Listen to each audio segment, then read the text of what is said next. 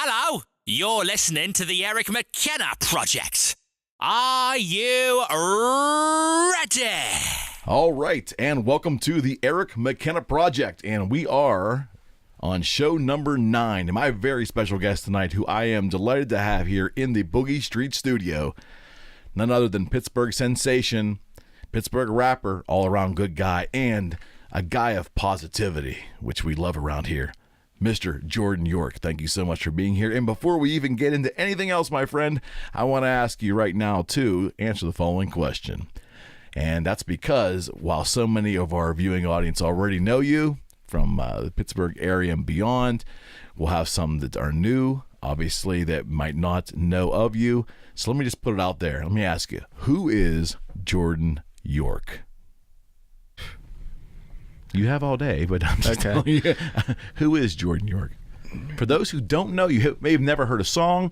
They're viewing this and going, "Who is that guy?" Like 3 words or like no. You take as much time. You take as much time as you. So you want. Jordan York is someone who cares deeply about others, and Jordan York is passionate about everything he does. If he tells you he's going to be there, he's going to be there 15 minutes early, and what I want to leave behind when I'm long gone is a legacy. And when people think of Jordan York, I want them to think of, here's someone who was the underdog his whole life, who went out, helped others, and made a real difference. There's so many people, you know, and this is what I tell you, you have all these big celebrities, and they do 90% of the stuff for publicity.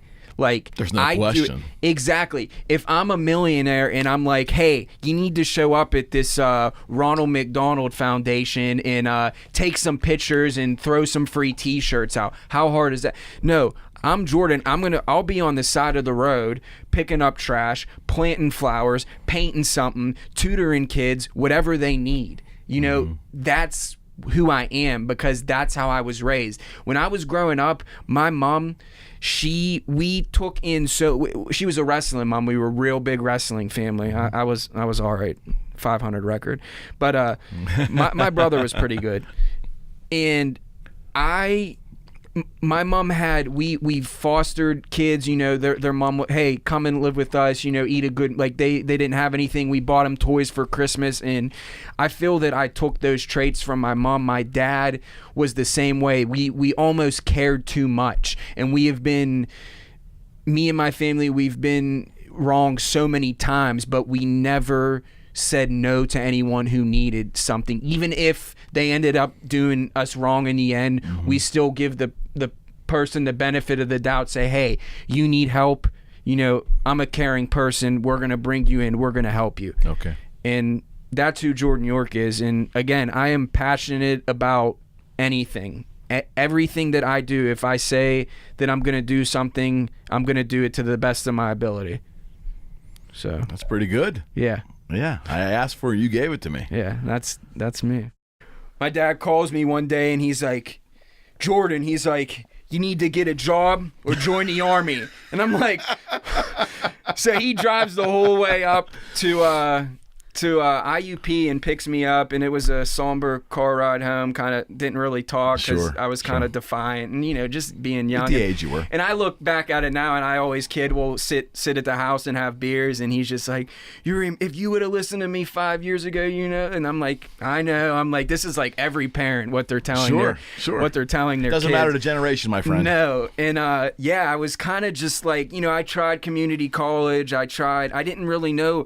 And then like, I did the music, and it started to like, when people were like, when I first started like in Pittsburgh, like people were like, who is this kid? Like, is he a comedian? Is he because I was just like making raps like about anything. Like my hamster died and I freestyled a song and put it on YouTube and it was called My Son Is Dead, and people were like, what is this? You know, like, and it was like, was YouTube your first medium you used to get your stuff out? Yeah, MySpace and YouTube. Okay. And then, kind of like, you know, I just started doing shows. I started getting on these shows, and I have a really, not to toot my own horn, but I have a really good stage presence. Like when I get up on stage, I engage with the crowd. I use the whole stage. Like I've been to New York, Miami, Baltimore, where else have I been? Virginia, just a lot of places. And it's just it's awesome to take your music on the road and do that. And but then I came back and I'm just the type, I'm a very easygoing person. Like, I don't need that lifestyle where it's like, I'm performing in clubs every night and waking up with a hangover and stuff. That goes back to me being mature. So when this was probably like 3 or 4 years ago, I did the Pittsburgh song. Yes.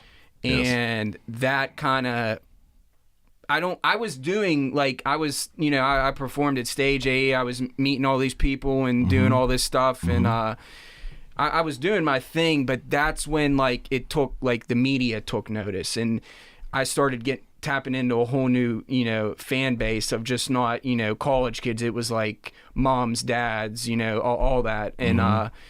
And that's when I realized, I was like, I said, I might have a thing with this Pittsburgh thing. And then, but it's genuine. The way it comes off is like, it's one thing in music to find something and grab onto it.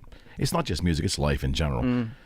But is it something that you see an opportunity financially, or is it really part of who you are? And it really comes across, at least from my standpoint, that you believe it, you live it. Yeah, I mean, it's so genuine. Does that make any sense? Yeah, I mean, I did an interview with WTAE for the 412 when I was in the studio working on my album, and I said, Kennywood, Kurt Angle, Turner's Tea. Right. This is what I grew up on, so it's like, it's not hard for me to get passionate about stuff that I'm passionate about. And there's nothing like Yinzer. Like, I've performed other places and I've been other places, and like the sports, like so many, Pittsburgh gets so much hate. Oh, I'm sick. They think they're so good. The Steelers are in the playoffs every year. The Penguins are this. The Penguins are that. Maybe we are. Well, you expect when you're making Sorry. So exactly. So it's like, it's easy to relate to people. And people can relate to that because, even in like the Pittsburgh song, like Billy Connie was a boxer, and like, just everything, Andy Warhol, all the history and stuff, like people can connect with that at all ages. And that's the type of stuff that when I'm 70 years old, hopefully I'm still here. When I'm 70 years old, like that's still going to be like, I don't know what okay, just go and search Jordan York and, you'll see, that's... Well, you're a good mirror of history for the town. So. Yeah. And whether they like it or not, I mean, you get hate, you get love, but you keep going. And I have nothing but a good heart, and that's what it's about. I mean, I've been through a lot. It's not, I manage myself now. I do everything myself. I pretty much always have. But this is, and no one can take that away from me. Everyone wants to, I did, you know what? The people in my life right now are the people that should have been there the whole time. There might have been times where like a year, but everyone, when you get married and you look at your wedding party and you look at the people that are there, those are the people who I want to spend the rest. I don't need to impress anyone. I don't need to. This is mature Jordan. This is Jordan trying to leave a legacy. This is Jordan going to start a family. This is Jordan that's going to write a book. This is Jordan York, where everyone, when I write my book, it might be 2, it might be 5 years from now when it comes out, but it will show you how to overcome everything. I get a lot of hate. I mean, I can only imagine what like Justin Bieber, like imagine like that. Like I'm not even on that level, but just imagine, what that's like every day. And I want to just push so much positivity into the world. And like, I will say this, I feel that Jordan York and Chris, I know you will vouch for me that I have not reached my full potential yet, because I'm just now seeing the light at the end of the tunnel, and I'm speeding there. Was there a moment in the last couple of years where you were either doing a show, or you realized that one of your recordings was starting to gain ground, there's momentum, or you did an interview? Or was there a moment where it was maybe almost like an aha moment that you look back and say, wow, I think I'm really onto something? Or was the next, now I'm going to the next level? Were you able to recognize that? Yeah, I mean, so many, when I first started getting on the news and on the radio just locally, so many people came out to me, and there was people that I shouldn't really have let in my life because they didn't have my, they just want to. That's what happens with success, my friend. Exactly. And what you realize about this, and this is something for other artists that I can say, that you'll see when you're down, that the people don't contact you as much. They only want to do stuff when you're getting paid this. Oh yeah, I'll help you out. When you're getting paid this much for this show, or we'll do this. But the people who were there when I was doing charity shows for nothing, or when I was doing this, those are the people now that are in my corner and that should have been there all along. But I'm just overall, I'm very trustworthy. I trust everyone. You think everyone has your best interests, but they really don't. And it is what it is. You live and you learn. I don't beat myself up over anything. I'm not perfect, but I always had a good heart and everything. And one thing you'll know about me, if you would ever have a problem with me, we can sit down at this table and say, tell me how you feel, and I'll tell you how I feel. We're going to have a beer and shake hands and walk out of here. And I'm the older, I've gotten more into God and Jesus. My friend Chris, who's here with me today, I got baptized recently. What was that? I saw that. Yeah, last June. And I grew up, I was in church, and I was religious, but this church, Grace Life Church, it's in Monroeville. It has a message, and it's a very great place. Everyone there, I walk in there, and I just feel genuine love. And Jordan York gets love, but I like to feel genuine love. Like, I can tell you're a good person sitting here with you. Thank you. And I feel genuine love. Like, this room is full of genuine love. And well, thank you. So this world, there's things that I don't like. There's athletes I don't like, and there's stuff that I don't like, but I don't sit here and bash it. And, there's a stupid quote. It's like, no, it's not stupid, but it's cliche. It's, promote what you love and don't bash what you hate, or I don't know, whatever it is, you might know it. But, that's pretty much it. Yeah. And that's like all the doubting. I've been the underdog my whole life. Like, is that where your motivation comes from? Yeah. It really does, because everyone, when I first started, they're like, Jordan's never going to make a name for himself. Jordan's never going to do this. Jordan sucks. Jordan this. I don't think I'm the best rapper. I don't think P. Diddy. You want to know who I am? I'm Jordan York, and I'm myself. And when you're yourself, no one can tell you the opinion that someone has of you, and someone trying to bring negativity to you.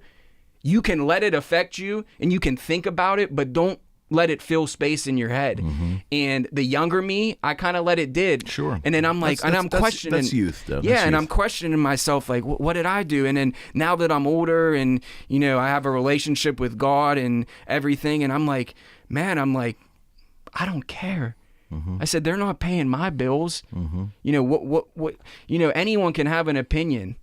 So what I've always found, and I was not a celebrity like yourself. I was just a guy doing a business that happened to be in the public a lot, and it took me a long time. And maybe you've kind of already got there. It sounds like to me, which is I'm happy for you because there's a big age difference here. When I would really analyze the criticism, and I don't even mean sometimes your generation calls it hate. Yeah, we called it critics then. Criticism. Yeah. Mouthing off, detractors, whatever word you want to use. For me, once I started to understand where generally a lot of those folks were coming from, it came down to the concept of just jealousy. Yeah. And also envy. Envy's always part of that, but I think the envy also comes from those folks who are afraid. They're afraid to make their own mark, or they're afraid to do some things they see you as competition. They might want to do, and so they don't have the bravery themselves to take a stand and go do something, to get out of the box and put yourself out there and do something. So it's easier for them in their own self-conscious mind and their soul to criticize others. And let's face it, the internet has produce so many keyboard warriors, and it's such a way to state what you want and hide behind it. So, decades ago, if you said something about somebody, you'd probably have to face the consequences, and oftentimes you'd be afraid to do that. Yeah, the internet's changed all that. So I just think there's a lot of people living lives of quiet desperation, and they're just dissatisfied with their own life, jealousy and envy. It's pathetic to me. So I kind of take that stance anymore. Where when I see that stuff, I say, well, you know what? There's probably some good people in that group. It's just that they're letting their envy and their own disenchantment with their own life drive it toward you. Exactly. And this is what I told someone. It's not like I'm like a gangster rapper or rapping about my street cred. I'm rapping about Permani sandwiches. I'm rapping about Turners. I'm rapping about going to work every day and working your tail off. The town loves it, though. They love it. Yeah. And you're onto something, right? Yeah. I mean, it's really... I've been able to meet some of my idols and I've been able to do stuff, but just like doing that song with Jimmy, he's just such an awesome guy. He really is. And I look up to him just because of all that he accomplished. And Blue Collar is one of my favorite songs just because, also it's on like 75 radio stations all across the world. I did a radio campaign and they said, I'm pretty sure that they said that this was one of their best campaigns that they did for a song with the most positive feedback. So that's awesome. And just I'm going to be in a Pittsburgh magazine next month with a big article in there, and got a celebrity fashion show. Well, we'll get to that. But I had read yesterday, I think, or the day before, that you were two-time winner of Pittsburgh's #1 hip-hop artist, right? Yeah, the same... thing. Now this was the original one. This is the one that Wiz Khalifa and Mac Miller won. Right. So basically, like, I was nominated for Best Live Performer also, and it was cool because I was nominated like within a year when I did this, because I was doing so many shows, and that's when people were like, who's this Jordan York guy? And then once I kind of like made a name for myself, I did. I mean, I have like my following like on Twitter, like I was just every day just I had people from other states voting for me, and it's exciting. Yeah, so it was cool, and it wasn't anything, it helped me get some bookings and some publicity, but it what meant the most to me is just having that plaque and saying, hey, you're the best in this category of what you do in the city that you live in. So it was cool. So the right out of high school, or because you were already starting to record in high school, is that correct? No. So you came out of high school? It was like, I would say 19, 20 years old. So help me understand what sparked you to do that. Was there one song, one artist, one moment? What just triggered you? I was working, my family owned a bar and I managed it. And we had DJs there every night, and I looked at the DJ. I'm still friends with him, and I looked at him and I said, I'm gonna rap. He said, all right. 2 weeks later, I said, you're gonna play this song, and oh yeah, I'll play it. And so let me understand this. Now, your folks on the bar, there was a DJ in there, and you told the DJ you were going to rap. Yeah, and I came back 2 weeks later with the song. So you went and recorded this on your own. Yeah. And you came back with this track, and he played it. Yeah, and where did that spark to decide, I'm going to go...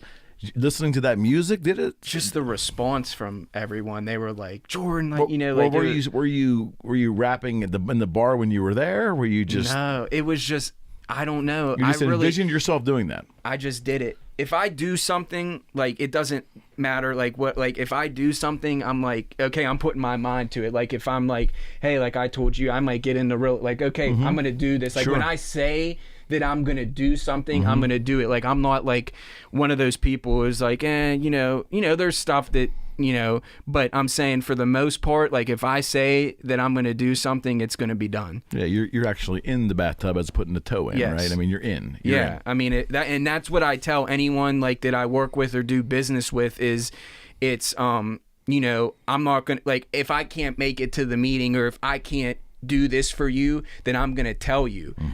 Whether that's what you want to hear or not, but like that's just the type of I'm not going to be like, I deal with people, oh well, I'll let you know, and like yes or no. It's not, you know what I mean, and that way it's no hard feelings. Just so well, that's a better way to live. But I will tell you, the world is surrounded, and as you probably know already, the world is surrounded by people that don't live their life that way. So you're going to get a lot of wishy-washy responses, especially, I'm guessing, in the field you're in. That I mean, the music business in general, I can tell you from regards to the genre, there's a lot of hanger-ons, people that are around the business, leechers, I call them sometimes. Listen, man, that is what I call them too. And I experienced a lot of leeches. You experience people that, you see the true colors of people when certain things don't go a certain way. If you're not, Jordan's not blowing up or this and that's happening. The people, my friends and the people in my group right now don't care about if I'm Jordan York or if I'm just Jordan York. I'm not Jordan York, the entertainer, the Pittsburgh celebrity. I'm Jordan York. And those are the people I want to be around because it's hard sometimes, though. Would you not agree that when you're first coming up, though, it's hard to delineate between those two groups? That's kind of what happened to me. I was kind of like in the beginning stages, I was lost. So I was like going and just, trying to, okay, well, I hope this works out. And I'm going in with a good heart and like stuff didn't work out. And it's like, okay, it's a learning experience. I'm not going to I don't regret anything in my life. Nothing. Because every single thing that I did and every single occurrence and everything is a learning experience, and it made me who I am, and also will make for a good book. So you mentioned the book a couple times now. That's on your mind, isn't it? Yeah, but it's really weird how I go about it. Like, how did that come about? Why the fascination with the book? Because I just feel like that I have a really good story from top to bottom, and it's not even done yet because I don't know what I'm going to accomplish in the next 5 to 10 years that I could add into the book to make it even better. You can always write volume 2, my friend. Yes, that is true. But it's just I can sit here all day and tell you about everything, but what really matters is that I'm a positive person. And that's so different because, again, my view of, and this is full disclosure, I'm a rock and roller. Yeah. That's who I am. I don't denigrate any other form. I can honestly tell you a lot of the rap music that was around me growing up, I had a hard time relating to, except the original, like the Sugar Hill Gang, Grandmaster Flash and the Furious 5, Curtis Blow. The early 80s was, I also found it fun. I found that music fun. Now, there was some message in that music, too. Yeah, rap back then, it was like Slick Rick I listened to him a lot. When you can tell a story in your song, that's awesome. Now, where it lost me as a music appreciator was actually not in the early gangster rap. I thought Dr. Dre and Snoop Dogg's original stuff, the music element of it and the lyrical content, but the package, well, I couldn't relate to it as a human being. It wasn't my thing. I kind of dug it, but it got really to me outside looking in, it got violent. We went through a very difficult time in the early 90s in this country. It was South Central when the Rodney King and it was it was a tough time for this country. But a lot of the supposedly, for those critics that I am not, some of the very good harder core rap came out of that era. But a lot of it went into directions that I just couldn't wrap my head around. And so I think a lot of people, maybe in my age bracket, might look at rap as being, unfortunately, will view the entire genre of rap as being negative or dangerous or something else. Do you ever get that pushback? Do you ever get that feel at all? Yeah, well, that's the whole thing that I was telling, like, my friend Chris is like, I could be doing, I stopped really doing rap shows. Like, I would either put on my own shows or I, co-headline or open up for someone like an artist that's on tour. It's very hard when I go to these venues and I say, hey, I'm a rapper. And they're like, oh, like, we don't book rap. Oh, really? And I'm like, so that surprises me. Yeah, and so it's really it's a hard. Then when I'm like, hey, like, this is like, oh, okay, like, we immediately people think like that it's just gonna be a bad vibe. What's the difference between, in your eyes, between hip hop and rap, or is there a difference? I think that hip hop is more like old school. Like it's what am I thinking?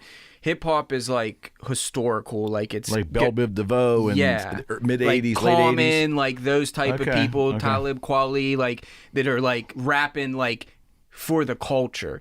Rap is just like someone that's like using auto-tune and rapping about how many diamonds and how many Maseratis they have in their front yard and how big their pool is. Like, it's just, rap is, to me, is not substance music. Hip hop is substance because I get it. Yeah. So then that's very interesting because from my perspective, hip hop had an element of good music along with the vocals.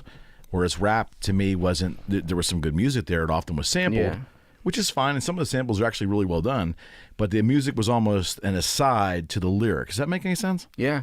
And what's funny, and this is a fun fact about Jordan York, is that the only time that I really listen to rap music is when I'm working out because it gets me pumped up. I don't care what the lyrics are. I listen to the beat.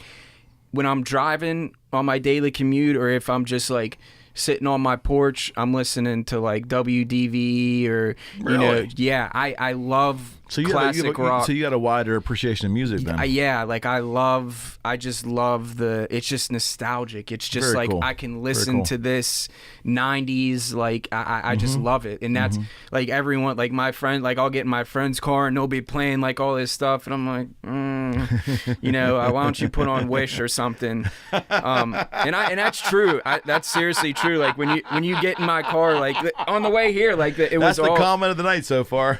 Yeah, I mean, I'm just like, I'm young, but I'm telling you, I'm old school. That's awesome. And that's awesome. I'm old school. That's how I was raised, and that's I think you need to have a good sample of everything, and I think that's missing a lot from a lot of folks. I mean, like there's a guy hanging over there. That's Al Di Meola, that guitar player hanging on the wall over there, and to me, he's a modern jazz guitarist, but he can play rock and blues, but he's one of the greatest guitar players on the planet, but no one really knows about him because his music wasn't really mainstream. But I think it helps my musical palette when I expand my horizons, and I can certainly take blame for not being somewhat narrow-minded sometimes. And we all do. We like what we like, and sometimes we're not open to liking more than that. But I really appreciate the fact that you have a rounded musical palette. Yeah, and that's 100% true. Like I don't know. There's just something about it. I don't know if it's something that I was younger that I was always around that music and it kind of just stuck with me.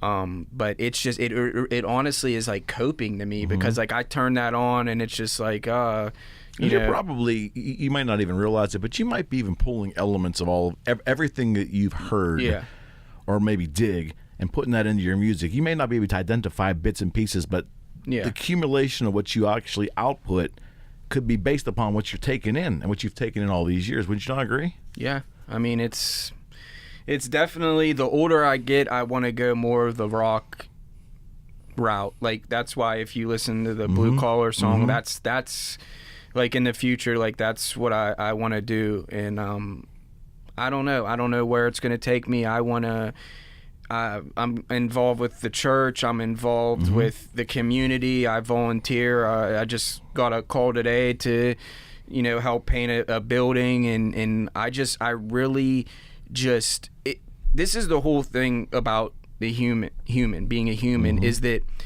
can you imagine, it's something so simple that if we would just come together and just one day a week go pick up trash on the side or go paint a building, and it's not even asking that much, like just stop playing Fortnite for like 2 hours and just come and just plant a flower bed or just dust off something or paint a sign in your town.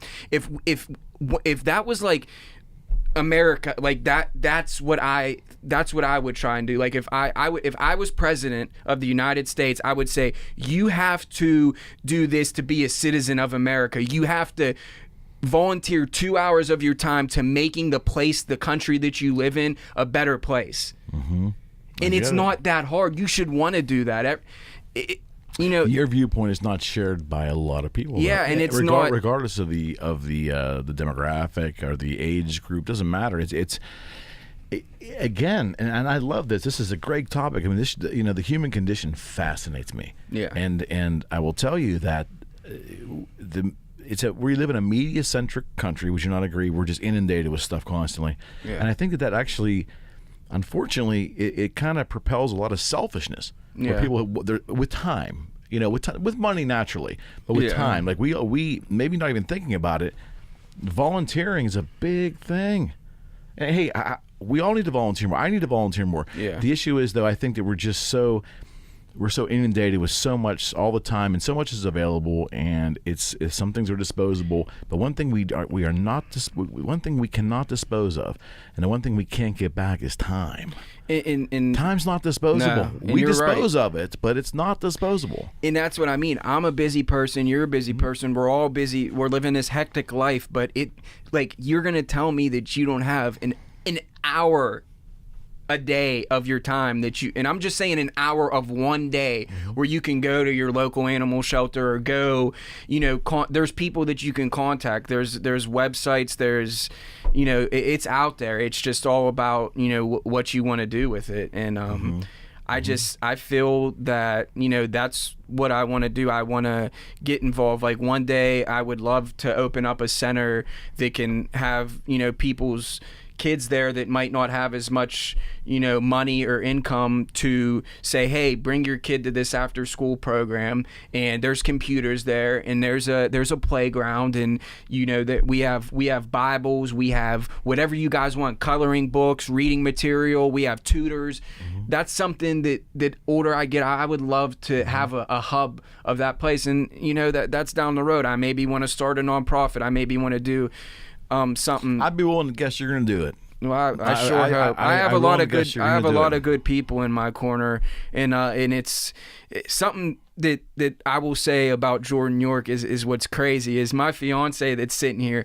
People think that we just met. And I've known her since I was 15 years old. I was dumb during most of my 20s. So I finally wised up, and I was lucky enough that she stuck around. Most of us guys are dumb. Yeah, we all come by it honestly. And when I got a lot of the toxic people out of my life, I met people like Chris who introduced me to the church, and 99% of my friends, this is no lie, I've known since I was in kindergarten. These are my friends that if I broke down on the side of the road or if something happened, they would be there. And I feel like a lot of people nowadays don't have that, and I feel that says a lot about their character, my character, and I'm just so blessed to be able to have that, because the older you get, it's just a beautiful thing. And it's very good to recognize that. But I will tell you, even the word friendship now, for lack of a better phrase, gets bastardized. Like, what does it even mean? I have 5,000 friends on Facebook. Yeah.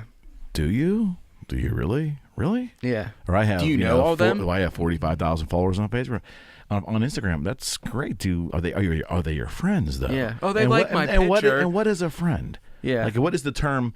As a 53-year-old person, my viewpoint of a friend's probably different than someone 23, 33, or 83 because of life experience. Would you not agree? Yeah. But I didn't have the technology drive, and I will be, as God is my witness, I am so thankful that Facebook and Instagram and the rest wasn't around when I was in those formidable years. And that video content of things I did when I was younger are not available anymore. Yeah. I mean, so I can't really put myself in the shoes of someone from your generation and the difficulties and the decision making that you have to do constantly, like what is good, what is appropriate, what isn't appropriate. That has to be tough. And that's something that I told my fiance is like, I could be washed away and I've made my mark. Just, I don't need Facebook, Instagram. Like, it's great, but I'm not on it. Like, I don't have a personal Facebook. I post my music. I have Twitter and Instagram and all that stuff. But I don't really need to post on it every day. When I put something out, I promote it, and that's it. There's people who every day, and I'm just it's an addiction. It is addiction. One of my songs was called "Put Down the Phone." I noticed that. Yeah. And I'm on my phone. I used to check social media, but now I'm checking sports scores and gambling's legal, so I go down to the rivers and stuff. That's always cool. There's nothing wrong with that. Yeah, and it's amazing. Well, I think we're all addicted to our phones. I use one for real estate. And it's a great. It is, but we have let that instant information become addictive to us. I look around and I go out to eat, and there is people, the minute they sit down, have a conversation. Like, it's all right to be on your phone for business. Like, if you have a business, like, social media is great. You get the news, you get everything. If that artist is coming to your town, you get it. But there's a time where you can be like, hey, you really need to put down the phone. Like, there needs to be like a bowl, like in the restaurants, and just set them down there. And we're like, we're not going to wait on you. We're not going to wait on you until you put your phone in that bowl. And then once you take your order, you can do what you want. But and I noticed that a lot too. An interesting thing for me too was about 5 years ago, I guess I was at a friend's house who I was picking him up. We were going to go see a baseball game. Mm-hmm. In the living room of this house was probably probably young high schoolers, maybe 9, 10, 11th grade. Yeah. In this room with the TV blaring, every single kid was on their phone. And I was laughing because when my buddy got in the car, he goes, yeah, I mentioned that to him. That's crazy. He goes, yeah, they're all probably talking to each other too via text messages. They're not talking to each other, but they're talking to each other. Yeah. And that is so foreign to me. I can't profess I understand Snapchat. I know I know I'm not my generation, but it seems to be a prevalent thing. So here's a device, correct me if I'm wrong, where you send a message and a photo or video, and not only is it like quick and instant, but it goes away. Yeah. There's not even any permanency to it. I mean, like, do you see what I'm saying? It's we're moving away from what's real. It's like AOL Messenger of 2019, if you really think about it. It's gone. Yeah. Huh? Share a little bit with me about what you love about your hometown, Pittsburgh. What do you love about this town? Well, my friends and family are here, so that's always a plus. And, just when I go out and stuff and just seeing people and getting love, that's always a cool thing. Like my friend Matt, he moved to Denver, and, like, I'm always like, we went to the Penguin game, and I'm like, man, like, if he was here, he walks around and goes to the Avalanche game, and he's not going to see anyone. We see people from high school. Hey, that's cool. That's that, and love you, Matt. No, you're doing well in Denver, or not Denver. He's in Fort Collins, but okay. Close enough. Yeah, he's a great guy. Do you think Pittsburgh's unique in ways in regards to the love? I mean, every town loves their sports teams. I get that. But we are so drunk on sports in this town. People don't realize something about Pittsburgh, and this is what I would tell someone, is that you have professional sports. Mm-hmm. And I was just telling my dad this the other day. If you're a Pittsburgh athlete, you're automatically a Pittsburgh celebrity. It doesn't matter if you're the backup catcher or anything. Uh-huh. And why do you think that is? I don't know. I really, I don't know if it's just because of, the greatness of, the history of it. It's part of it, I think. I think that's what it is. It's just everything is just held to a high standard. Like, if you look at, if the Penguins don't make the playoffs, if the Steelers didn't make the playoffs, we still had a decent season. All the drama and all the whatever was going on there. Right. But imagine being like the Cleveland Browns and having a team, and you're just happy that you have a decent quarterback now, and you won 6 games or however many games they won, and that's the Steelers won 6. Like, you're just held to a high standard in Pittsburgh, and it's not like a egotistical type thing. It's more of like, we expect the standard is the standard, and we expect greatness. Mm-hmm. Because you had the 4 Super Bowls, the Steel Curtain, you had the Pirates, and it's the history. I think it's really. There's something about it. Like, even if I love the Pirates, I want nothing, but they've been mediocre over the years. And they've been worse than mediocre. Well, I was trying to 22-year period. I was being nice, but the last couple of years, they're starting to get it together. Yeah, and the thing about it is like, you go to that ballpark, and I've been to other ballparks, I've been to other stadiums in different cities, and it's just like, you just look and you look at the skyline, and it looks fake. It's beautiful. I tell people, you look at it and it looks fake, and you can't get that anywhere. And it's just, there's so much. I go down to the Strip on Sundays. I go here. I go to this park. There's just always, even if you've been there 1,000 times, you can still go there and make a new memory. Mm-hmm. So it's just, when I was a youngster, the town phrase, or the phrase that Pittsburgh City Council adopted as the city's marquee was Pittsburgh someplace special.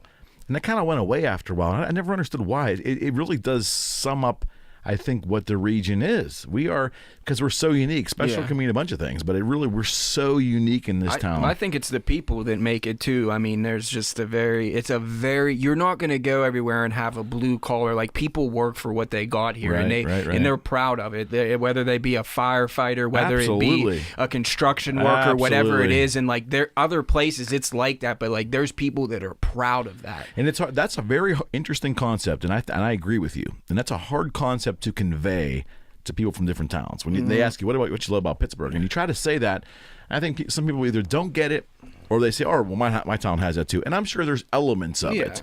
But there's a camaraderie, and you know, I was fortunate enough as a youngster to be around for those first 4 Super Bowls. Yeah. And in that same era, the Pirates were always in contention. They won in 79, 71, but always in the playoffs or in the hunt. And the Penguins, well, at that time, we were not a hockey town. We just weren't there yet until Lemieux got here in 83, 84. But there was always an expectation. As a young kid who loved sports, there was always an expectation. Oh, what do you mean the Pirates aren't going to make the playoffs? Are you kidding me? Yeah. Or what do you mean the Steelers? They're like offended. So it was to the point where it was almost an expectation that there was going to be excellence. And if you had a losing season, it was just almost unfathomable, right? But the town would unify and grasp around that, and you are so right, There's no Jordan. place like it. There the really love isn't. of the sports hero in this town, I'm going to say parochially and selfishly, I guarantee you, is like no other. It's not. It's even the announcers are like celebrities. Like, that's not like people go, oh, that guy exactly announces for the Brewers or whatever. And You're exactly right. You come here and they're like, oh, like there's Greg Brown or it was Mike funny. Lang. Yeah, we met. We went to an event and we ended up. Sid Bream, who you know, the Sid Bream curse. Oh, well aware of it. Nicest guy ever. We met him and his wife. Loves the town. And he just, you know, he said, you know, I wanted to stay in Pittsburgh, but you know, Atlanta gave him the contract, and you know, he said.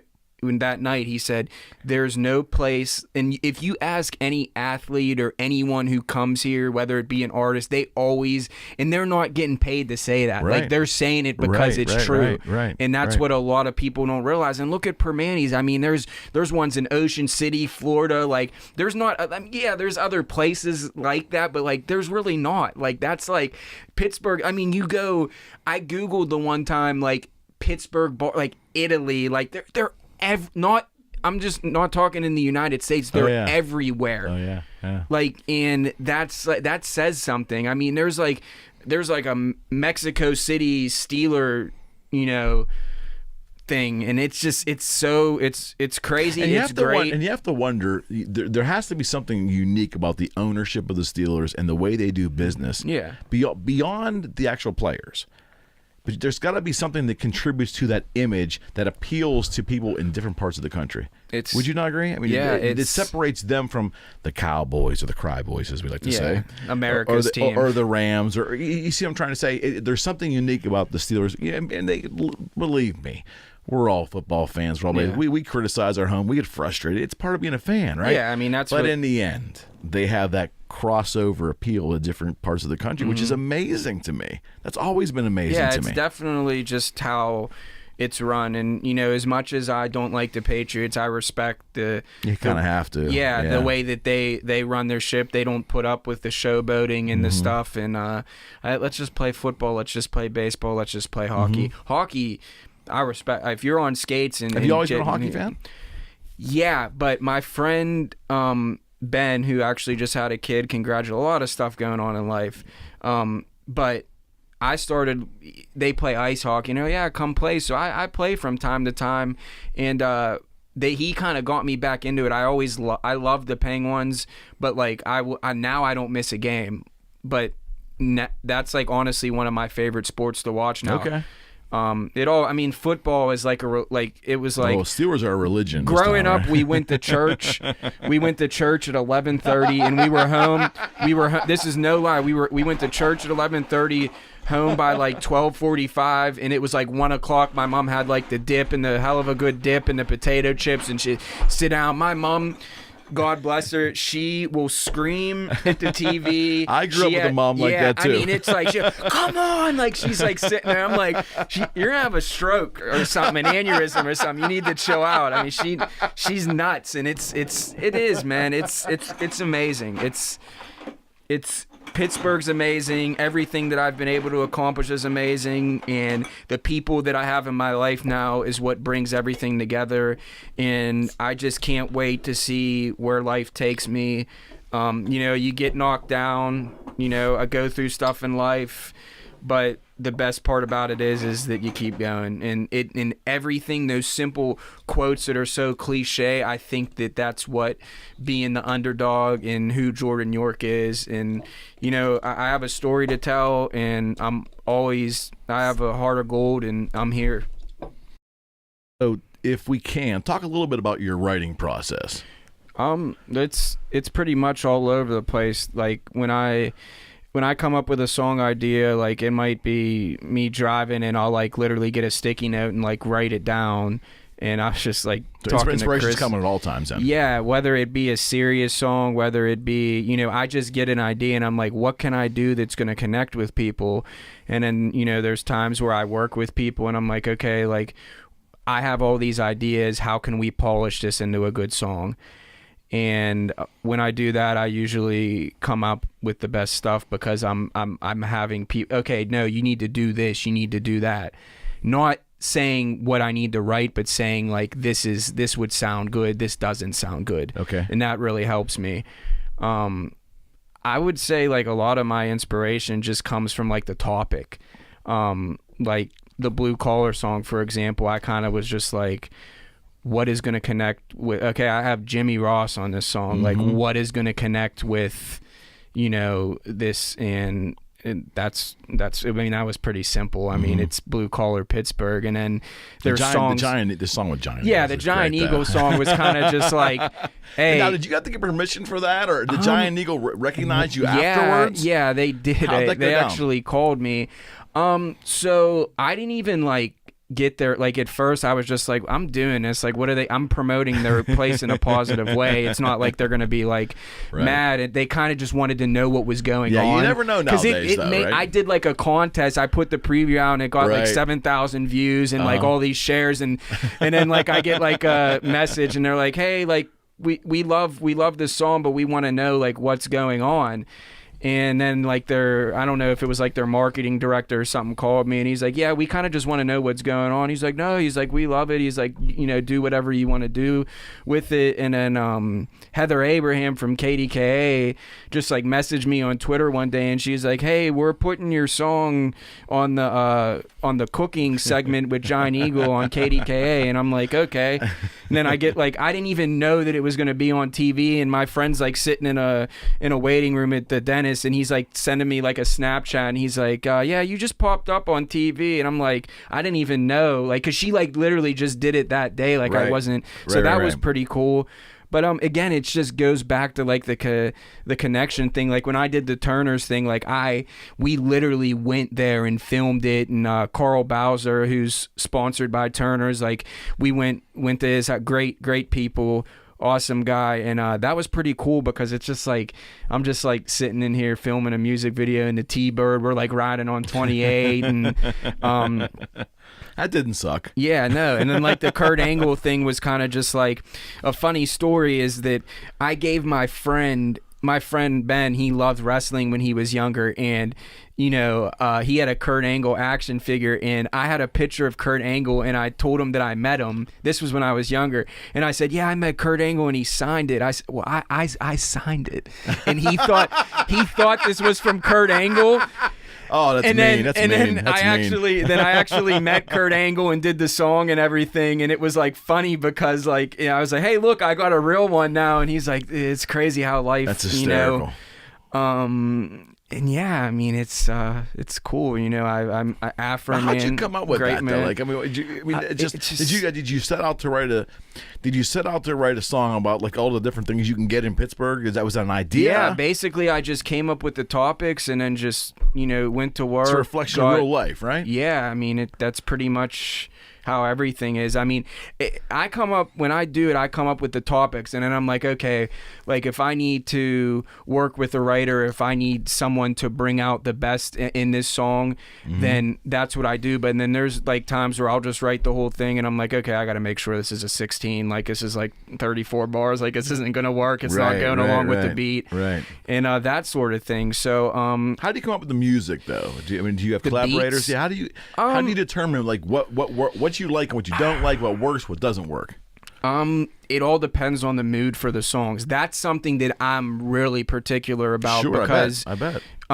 like there's songs that are more like a lot, like that's what people don't like. That's why I tell people to come see me live, because like they see some of my songs and they're like, okay, like these are like gimmicky, like Pittsburgh songs, and I'm like, come and see me live. You'll have a totally different perspective of who Jordan York is. Trust me. Have you had these shows professionally taped? I mean, like, do you get professional videos out there? Yeah. So I would think that'd be hugely to your advantage to show the power of the live performance. Yeah, right? and like, I mean, I'm like, I'm not tooting, but like when I get up on stage, like in the people in this room, like I'm a totally different part. Like I just lose. I just let everything out. So you love the stage. Yes, that's what I'm the best at. You know, I'm not gonna sit here and say that I'm gonna write a Grammy award-winning song.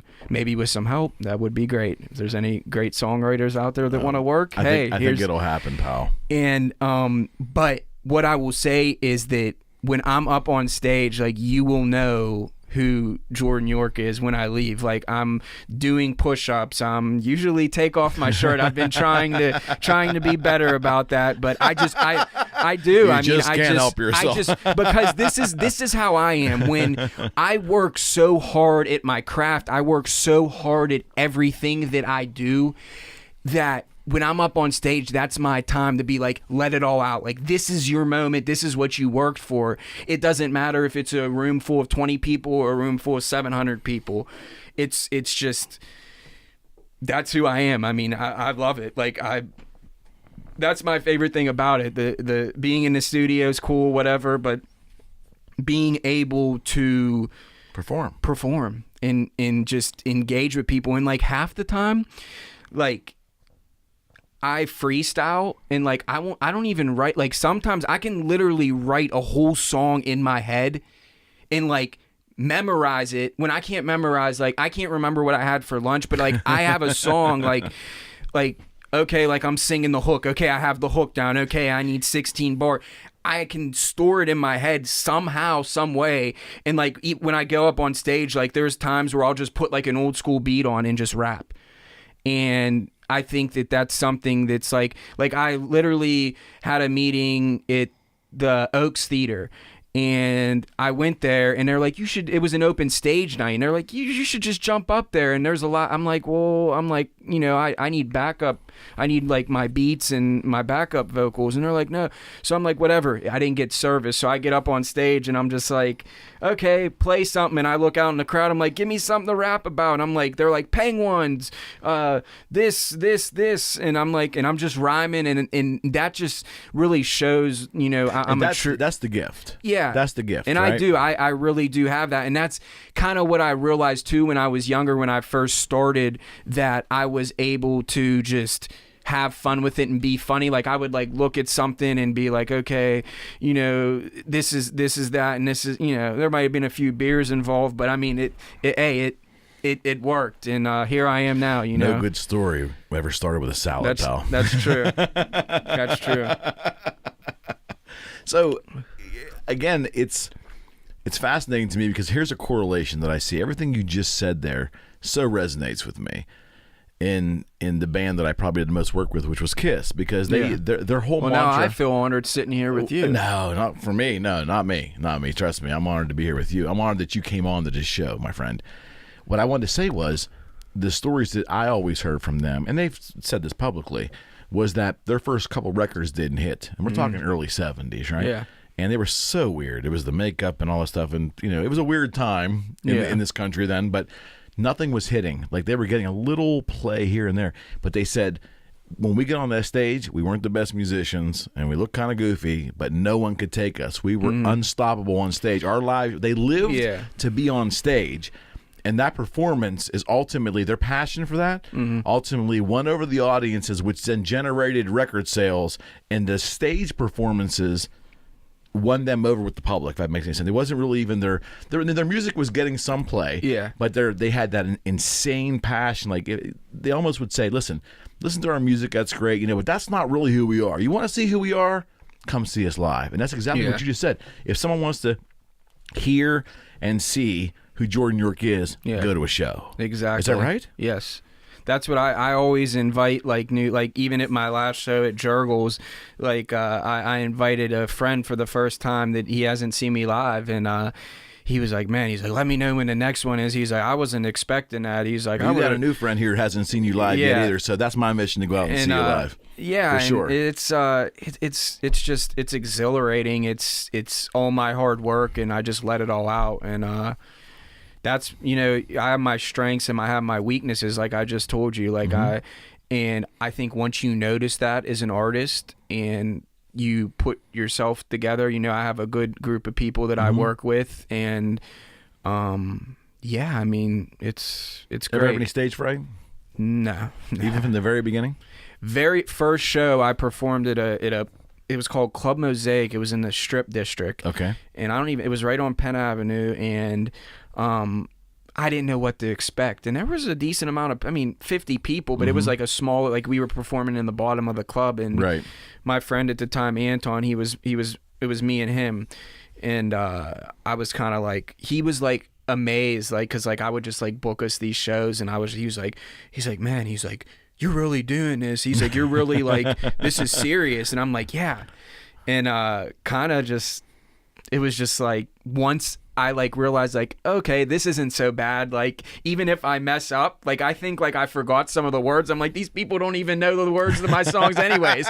So I can sit up here and yell and do whatever. That's kind of the secret of live performance, I think. And to be honest with you, if anything, I would get more nervous in a room full of less people than a room full of 700 to 1,000 people. Yeah. Because it's just like, okay, there's a crowd there. But like if there's like 7 people in that room and you're performing there, you got to make sure that, there's 7 people in there with you. Yeah, you can really make eye contact with those 7 as opposed to look over their heads. Because with even like public speaking, you were always told as a college student, look over their heads, right? You see them out there, look over their heads, just concentrate in the back of the room. But which I guess with a big hall you can do. Yeah.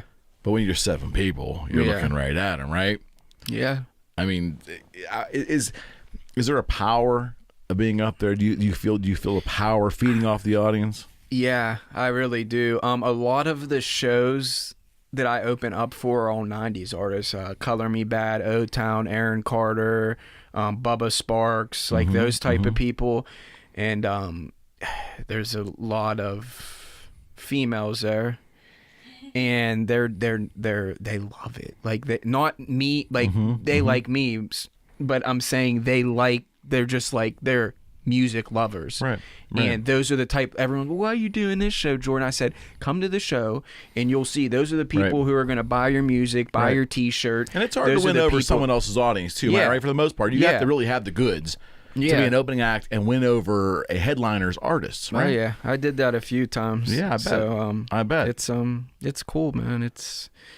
I'm just enjoying the journey. I mean, if I stop tomorrow, I feel that I accomplished way more than I ever thought I would be able to accomplish. Like, I'm to the point I was sitting at a restaurant and someone goes, "Are you Jordan York?" And they hand me this Heinz ketchup bottle and they're like, can you sign this for my my kid? And I'm like, I'm like, you're not, and that's just good, like, though. You and just soak little that in, pal. I do, but I'm humble soak and that in. I don't, I'm just an average person with just trying to change the world. How many of those celebrities that are out there? Because I've seen them in person, and I've seen. It's funny, the time I would spend with so-called music celebrity.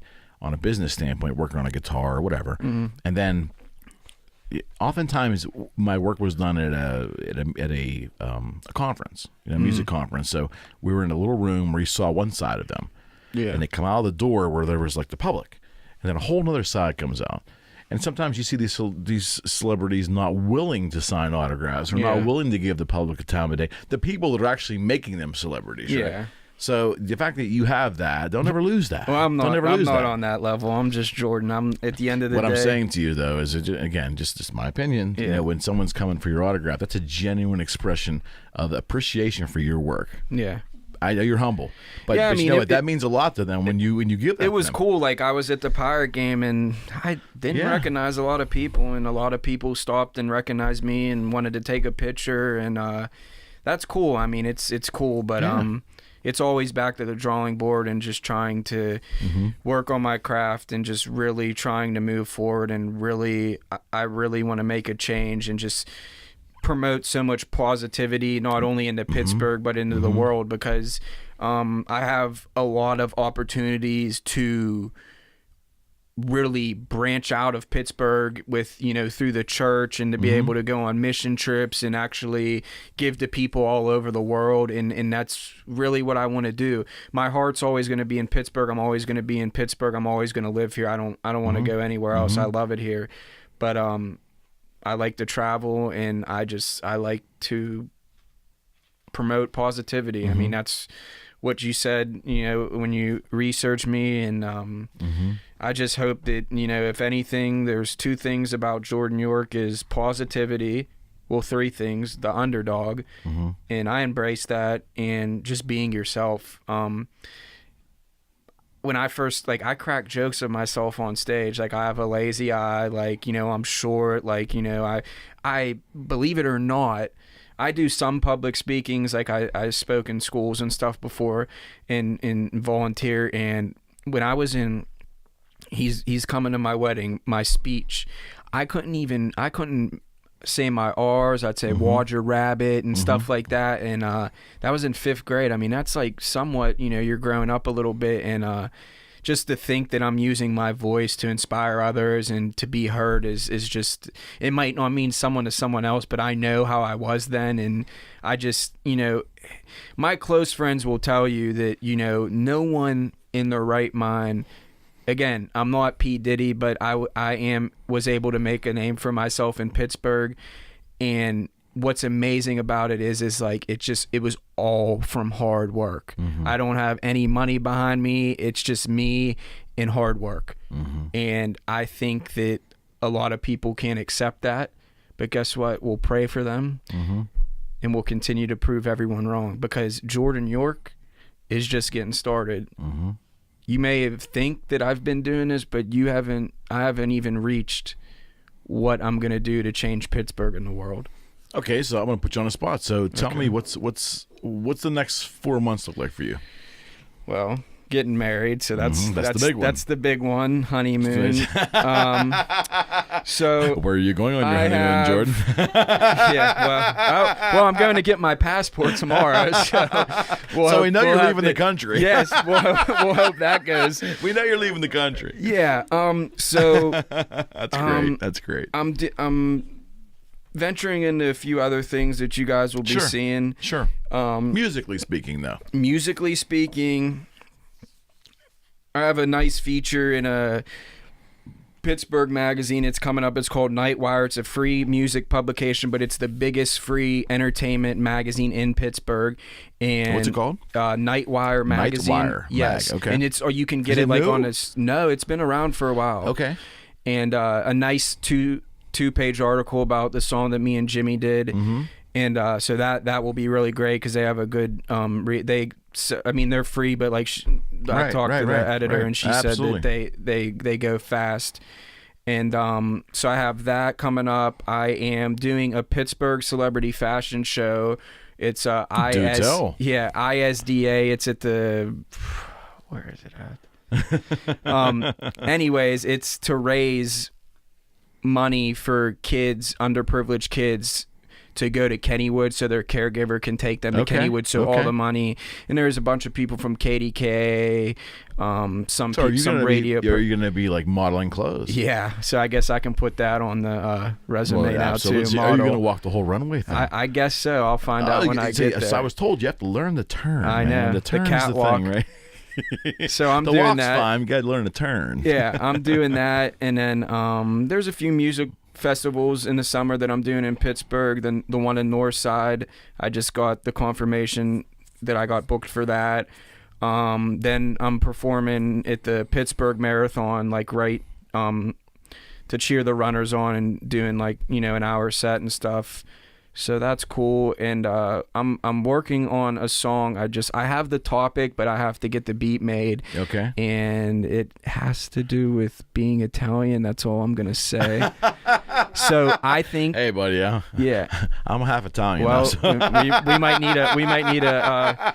I don't look it, but I am. So. But so I have that, and I'm kind of just right now. Blue Collar is doing well. Oh, yeah, absolutely. I did a radio campaign, and I got a great response. Like there was even Billboard magazine actually reviewed it, and that was really cool to get that email. No doubt. And, no doubt. Just it's on like 82 radio stations, and it's all over. Like it's not just right. Right. I know Beaver County played it, and that was pretty cool. So I'm kind of just riding that wave out and promoting that, and who knows what I'm gonna come up with. Right now, like I said, I volunteer a lot. Like I don't need to right. post everything that I volunteer. I do it for me. I mean, I'll post about it, but I'm just really I'm working on my craft right now. I'm getting married. That's a big thing. So once it certainly is. So I think I can take this time to do a couple shows a month, but really get cracking on my book. And do you book everything yourself? Do you have an agent working for you? How do you do it? I mean, you're basically self-managed right now, correct? Yeah, it's just me. Yeah. So now, are you on a label or are you self-produced as well? You're self-produced. It's just me. Wow. How about that? So how about that? Now, and the reason I asked that question is I don't have a good feel anymore for how an artist even has the opportunity to monetize their music anymore. Is it done? Yeah, I mean it's hard. You don't make. Everyone thinks like unless you're like Justin Bieber, who get like I mean I'll be honest with you, like I don't make the. You make your most money on live shows. That's and even sometimes like when you open for people, like you take a pay cut, but you get that exposure. Absolutely. So there's different avenues that I'm trying to work out, and they're gonna work in time. And it's just I know the business is much tougher than it used to be. It's it is, and again, it's really a shame because it's harder for our younger artists. It's easy for anyone to act like they're someone now. Oh well, the ease of entry. Yeah, am I right? It's like, hey, you can sell me the dream. I can work for the dream. I'd rather work for the dream, and even the dream that you're selling me is probably BS anyway. So, yeah, I mean, it's just me, and that's the way I'm gonna keep it. Has anyone ever given you any feedback at all? Because there are a lot of people out there that feel that rappers have to be hardcore, or they have to be a certain way. I mean, I find it refreshing. The positivity that you have in your music, to me, is very refreshing. Yeah. Have you ever heard criticism because you're not hard enough, there's people like this. When I did the Turner song or whatever, they're like, "This is as famous as this guy's gonna get, a Turner's T-Rap." And I'm like, "Well, I got your attention and you're commenting on it, so I guess I don't know. Let me know when you're rapping out of the side of a Turner's car." And the thing basically is, you are proving that you don't have to go with vulgarity. You don't have to go with overt and that's what's with overt crap. Exactly. And don't get me wrong, my old, like when I first started, like I was swearing and doing stuff, but my lifestyle isn't that. I'm not partying. I'm not, out being stupid now. I'm going to church. I'm, trying to better my life and be an adult. It also proves too that the genre is a standalone genre of music. It's not predicated or proliferated by vulgarity or by lewdness or anything. You see what I'm trying to say? You are living proof that genre will stand on its own merits musically. My reach is, if I wanted to make a song that was vulgar and stuff, it's only going to reach like the younger audience or people who listen to that. If I do a song about I love Pittsburgh, then everyone who loves Pittsburgh, that's a beer. If everyone sorry, that's what we do here. everyone who loves Pittsburgh and whatever, then that's they're going to be able to relate to it from people from 13 to 75. Absolutely. And it's good marketing too on your behalf. Yes, and what's cool about it is just putting that out. Like, I don't really have to push as hard. There's people that reach out to me and email, hey Jordan, we want to feature you, or hey Jordan, we love what you're doing. And that's what's also cool, because like if I would just like release a normal hip hop or rap song, and it's like I'm like pushing like to the blogs, like, hey, like, can you do that? Can you feature this? When I do something Pittsburgh, it's like they're coming to me because they, you know, right. Oh yeah. So 100%. I get it. 100%. And whether people like it or not, like, I'm the newborn Pittsburgh kid. Like, there's no, you know, there's so many, there's Pittsburgh songs and stuff out there, but Jordan York is Pittsburgh, and repeat that. Jordan York is Pittsburgh. Right. And that might, you know, a lot of people that might be a song. Yeah. and that's the whole thing about it is it's beautiful, and I just hope that, you know, the positivity keeps pouring in my life, and any battle that I'm struggling with, or we'll get through it. You know, that's what it's about. I beat myself up over stuff sometimes, but again, I'm only human. We're only human. I have heard that you actually had some acting gigs as well. Yeah. I mean, I've done some short films. I was in Mindhunter, which was on Netflix. That was cool. It was at I'm familiar with it. Yeah, it was in the old Allegheny County Jail, and it was cool. Like, I was basically a prisoner, literally acting like a prisoner, but I was in there. I was on set for probably about a week or two, and then The Outsiders, what was crazy is I ended up like being on set, and then I ended up like being with like all like the featured extras, so that was like pretty cool. And I was in that a lot, and M. Night Shyamalan like built like the whole setup, and it was just in the woods, so like we were like carrying around, like they were real guns but they weren't loaded, and it was like, I mean, I was like tired at the end of the day, like cause carrying around, so that was pretty cool. Music versus acting, do you prefer one or the other? I think the older that I get, I think that I definitely want to get more in that. I can do both. Right. Acting's fun. It's just long days, and it's different too. Stop and start, right? And I did Southpaw. This is a funny story. I hand on the Bible, this is true. Too crazy. So I go to the first day of Southpaw, and my pap drops me off in the back, and there was a few people that I knew that were like actually had like speaking parts in that. And anyways, I walk in there, and it's like right where the catering is, and they're like, yeah, get something to eat, like we'll let you know like when you're called for your scene or whatever. It was like a fight scene or something. The first person that walks out of the back door is 50 Cent, and I'm sitting there, and I'm just like, and it was like, I wasn't even like, that's 50 Cent. It was kind of just like, I was like, what's up, man? And he like shook my hand. He was like, what's up, man? He's like, there's food over here, blah, blah, blah, blah. And just like was like sitting there. And then that was like, okay, I'm like, what is life? Like, that's awesome. And then I ended up we went to a hospital in Wilkinsburg for another scene that I was in, and it was like a flashback of like he was having, and I sat in a hospital bed like literally for 12 hours. I remember that because you picked me up at like 1 a.m. and the whole day I'm talking to this guy, and I have no idea who it is. And I'm sitting there, I'm talking to him like it's me and you. Right. And they're human. Everyone's human. Absolutely. It's Jake Gyllenhaal. So I spent the whole day with Jake Gyllenhaal, and I forgot my coat. And I'm sitting in there, and he's sitting in there. And I think that's probably why he talked to me, because I wasn't like, I'm not good with actors. Sure. I'm really not good with actors. I get it. And I was sitting there, and I was like, I forgot my coat. So I run back in, like they're like, the producers are yelling at me. They're like, I'm like, I need my coat. And Jake, I like pointed at Jake. I'm like, and he like threw me my coat. He's like, have a good one, man.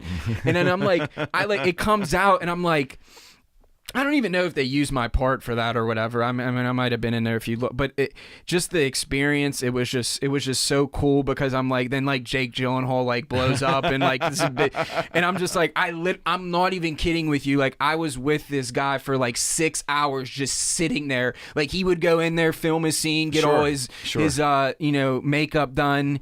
And it was just so funny, and I like told her, I'm like, I had no clue. I mean, everyone knows who 50 Cent is, but I had no idea. And then the first one the extra that I did, I think it was I don't know what it was. It was a Tom Cruise movie, and I played an Arab boy because I am Syrian, so I kind of fit the part. Sure. And I had a turban on and everything, and we were filming in the Strip, and they just like had this thing, and it was another. I guess I'm known for flashback scenes, so it was when they were shooting, and we would just run, and I'd scream like, you know, that was my scene. And it was funny because Tom Cruise was actually directing it, so he just pulled up in his Escalade. He'd come and do this, like, you know, you wouldn't be able to get 20 feet from him, and he's like going like this, comes in like, because he wasn't in the scene, so it was a flat, but he was co-producing it. Right. And it was just cool. I'm like, oh, okay, there's Tom Cruise in the Strip District, like, that's like whatever, that was cool. So I mean, it's cool. And like I another funny story, like Afro Man, I went on tour with him. That's right when he kind of he got in trouble a little bit and was on TMZ for hitting that girl off stage. That, you know, that wasn't cool. But honestly, dude, I can say Afro Man, great guy. Like, he called me the next day and he was like, hey, I'm in my hotel room, like, do you want to? And I was like, oh, we're already on our way back to Pittsburgh. But I chilled with him that night. And yeah, I mean, just a lot of people. Trey Cyrus, Miley Cyrus's brother, I did a song with him, and I told my fiance, we went to the show at some little place in Lawrenceville, and I looked at her and I said, I'm going to do a song with him. And she go, yeah. So we're sitting there, and I wait for him to get off the tour bus, and like I get like his email and everything, and we're sitting there having a drink, and a month later I got a song with him. It was pretty cool. And yeah, so it's been a fun ride. Like my first show, like big show that I opened up for was like Walk a Flock of Flame, like Jordan York and Walk a Flock of Flame. Like, what is that? Like, it was like crazy, like 2,000 people, like at IUP. Yeah. And yeah, I mean, I've been able to meet a lot of cool people. Bubba Sparks, a cool guy. Like Aaron Carter, O-Town. Like I've performed with so many people. I spent the weekend when I performed at Stage A. This was way back in the day. Roy Jones Jr., champion boxer, cool guy. So yeah, I mean, I've been able to meet a lot of cool people, but again, they're all human, just like us. Yeah. They're just talented and well known. And that's I think that's, and when you're in that circumstance too, it comes pretty apparent with most of them anyway. Yeah. You always have your prima donnas once in a while, but in the end, they're just people. Yeah, they're just people. Yeah, so, and I think that'll keep you humble. The only person that I would probably get starstruck if I see would probably be like Michael Jordan. I love Michael Jordan. I'm a Bulls fan, and that's the only person that if I was like, wow, like that's like not to compare him to God, but like that's the God of basketball. Like, that's Michael Jordan. Like just give me like 2 rounds of golf with Michael Jordan. I don't know if you'll get 2 rounds of golf with him, but you'll be in the same room with him. Yeah, I predict that. That's the way the universe works. It'll happen for you. I'm just trying to be in the room with people that want to change the world, and you know, people can laugh. That guy did. Yeah. That guy did for sure. And you know, it's funny because people laugh, and people would never even expect. I'll do it in due time. I don't know when it's going to be. It might be next year. It might be next month. It might be tomorrow. But Jordan York is going to change the world. I want you to laugh now, because when it happens, I want you to say, I'm going to come back on the Eric McKenna show, and I'm going to say, where do we start? Yeah. I get it, man. I definitely want you to come back. So it's cheers. been excellent. Hooray for beer. Hooray for beer. Red Stripe Cheers. beer. Salute. Thanks for having me. Salute to all of you. Thank you all guys. for coming. I appreciate it. It's been a great show. Great show. We're going to have you back. And hey, you know, make sure you let me know when the next time you're at Jaggerz. You know, I'm kind of like, I like that place. Oh yeah, it's a really cool venue, and they actually treat you well. They give you a green room there, and you know, your own waiter and everything. It's a first-rate house to play in. Yeah, it's a great music venue, and Drusky Entertainment does a great job with all their concerts and everything. So. All right, there you have it. That's a wrap.